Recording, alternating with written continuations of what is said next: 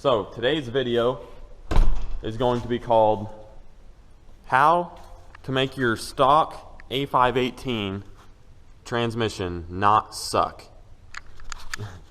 For mine doesn't suck that bad, and it's not technically stocked, but we're going to make it better. So I'm going to help you guys try to make your stock A518 better. What you'll need is, I went ahead and got 2 gallons of John Deere High Guard, not the low viscosity, the full thing. The normal John Deere High Guard, you guys can see right here. For 2 gallons of it, it was $28, and then I got some John Deere brake clean while I was there. But it should take, some people, they say anywhere from 4 to 8 quarts just on pulling a pan and refilling the trans. So really that's all we're doing, we're just doing a service. So we're going to drop the pan, replace the filter, and then put a new pan gasket on. And I've had a Mag High-Tech deep pan laying around for a while, so we're going to throw that on as well. That adds 1.5 quarts capacity from the stock one. So we're going to throw that on as well, hopefully get some better cooling. I don't know, maybe not. I just have it laying around, have no use for it, so we're going to use it. So that's what we're going to do today. And then while we're in there, we are going to adjust the bands on this, and that will add some line pressure. And then we're going to, I don't know, there's a full thing that you're supposed to go through, and I'm going to go through that and show you guys how to do it, tell you why and what that controls, and yeah, just hopefully it might make your A518 hold a little bit more horsepower and do what you want it to, and you'll be satisfied with it. Maybe you do this and then you're like, man, now all I need is a converter. Or maybe you don't want anything after that. Maybe this just does enough for you and you're going to leave it be. So I'm trying to get some good information out there for you guys. So I'm going to go ahead and get my tools out, and then we're going to get after it. So I will be back shortly. Hey guys, so first I'm just going to take my pan bolts out. I loosened them all already with, I used a 1/2 inch 6-point socket. It may be metric, but that fit on mine just fine and loosened all of them just fine. Now, here's the trick. If you guys don't have an aftermarket pan, you know damn well you don't have anywhere to, you don't have a drain plug, basically. So the trans is probably sitting, I don't know, at an angle like that. So if this is straight up and down, it's probably sitting a little bit like that. So it'll be coming out the back first if you don't lower the front bolts first. So you can go about it however you want. I'm going to slowly loosen all of them and try and get them all even. And really try and not take a trans fluid bath. I will be very, very mad if I have to take a bath in trans fluid. So that's the ultimate goal, is to not get it all over myself, but there's no guarantees because I usually get it all over myself. So wish me luck. I'm gonna, and by the way, all my bolts are pretty loose. That either could be a problem. I know they only torque to like 13. I'll have to look up the torque. That's probably wrong. I can't remember if it's inch pounds or foot pounds.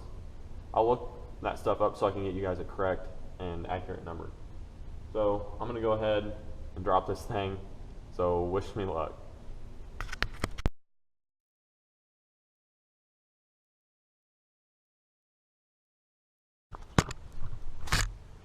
As you can tell, that was the most unsuccessful thing ever. I had a bad feeling that might happen.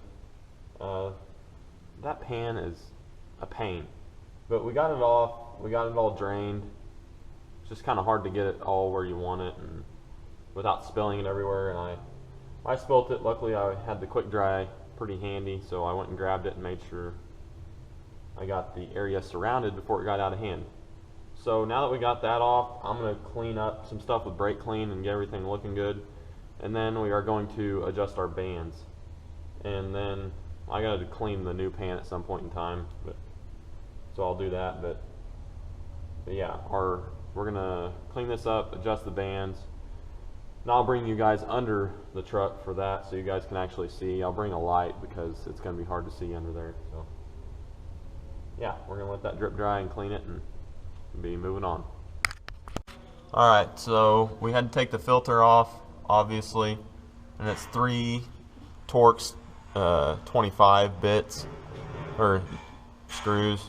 but you need a T25 to get those off. And then we're going to start adjusting our bands. So the first band is up by where the TV cable connects. So this way is the front of the truck. So we're on the driver's side, and there's going to be a 3/4 inch lock nut that you have to loosen up about 4 to 5 turns and make sure everything spins freely. And then we are going to torque that back down to, it is 6 foot-pounds, or I think like 76 inch-pounds. Torque that back down to that, tighten your lock nut down. Well, first you got to torque that down, then you got to back it out, I believe 2.5 turns, and then you'll tighten your lock nut, and then you'll move on to the next band. Alright guys, so you did that band, I believe. I told you already, the one up there. And now your other one is, I believe, over there. If I can see it. I don't know if it's somewhere over there. I already did that. And then this is, your line pressure is now up. So on the band over there, you tighten it to 6 foot-pounds or 72 inch-pounds, and then you back it off 2 turns. This one's 2.5 on the driver's side. Passenger side is 2. Back it off 2 turns, and you tighten the lock nut down. Now this right here, if you guys can see that, this piece right there, that nut, the one that's sticking way out there, not nut, this bolt. It is a 3/16 Allen head. You're going to turn that, I believe, clockwise. Yeah, clockwise 2 full turns. And that, I wouldn't do any more than that. Now, then next you're going to turn this other one up here, this little one. You're going to turn that one counterclockwise 2 full turns.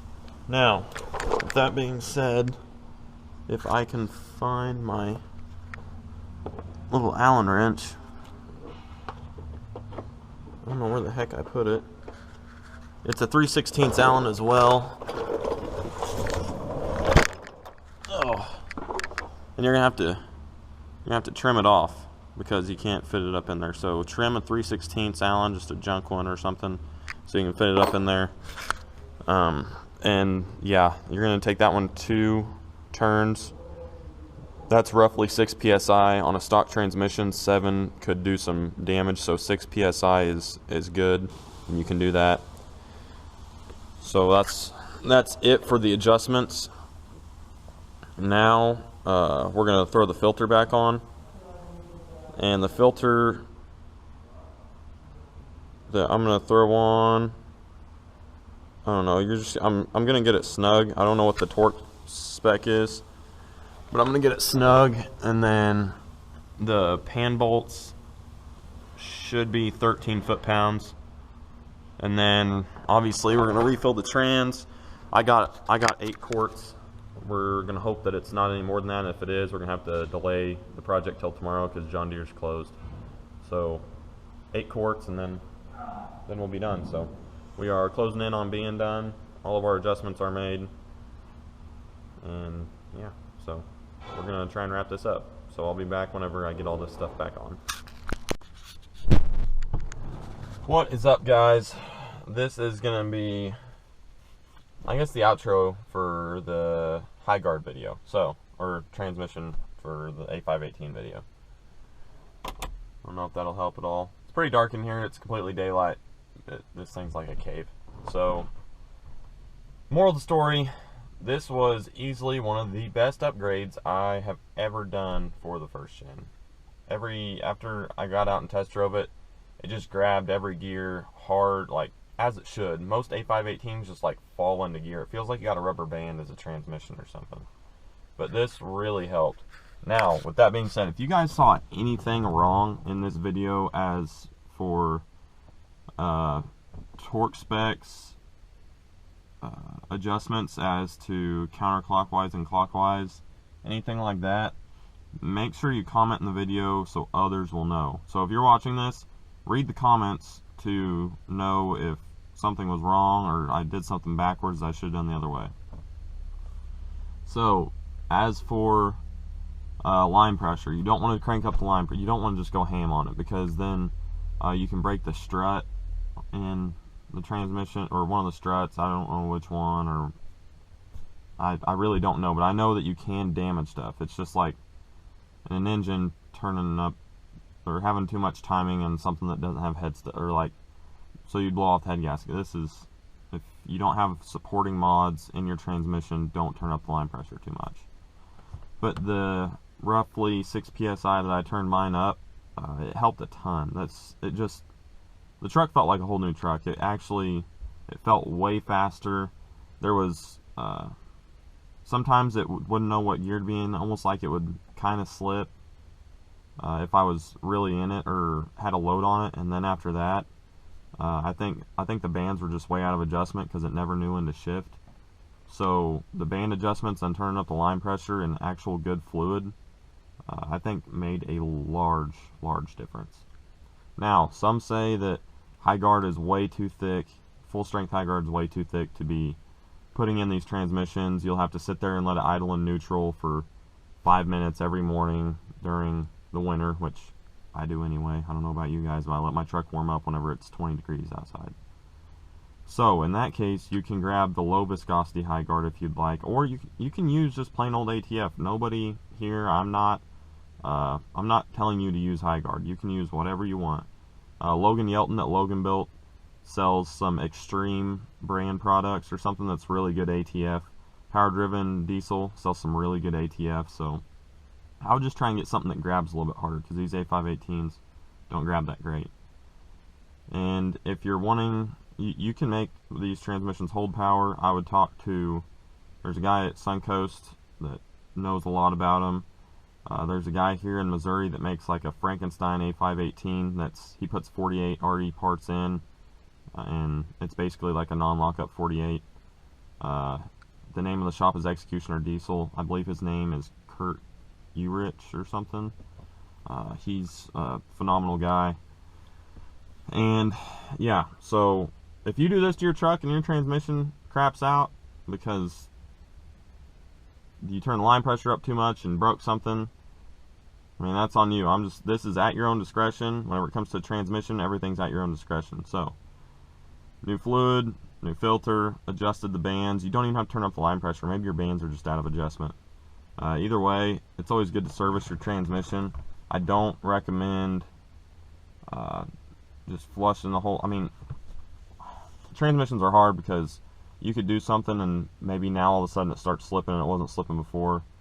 Either way, the trans is going to need gone through. So yeah, I hope that if you guys do this, you have good success with it, and I hope you do like it. I will be doing this to a few other first gens. I don't know if I'll be using full strength high guard or some really good ATF or something, but I'll keep you guys every time I do something like this. And yeah, so that being said, you guys be careful.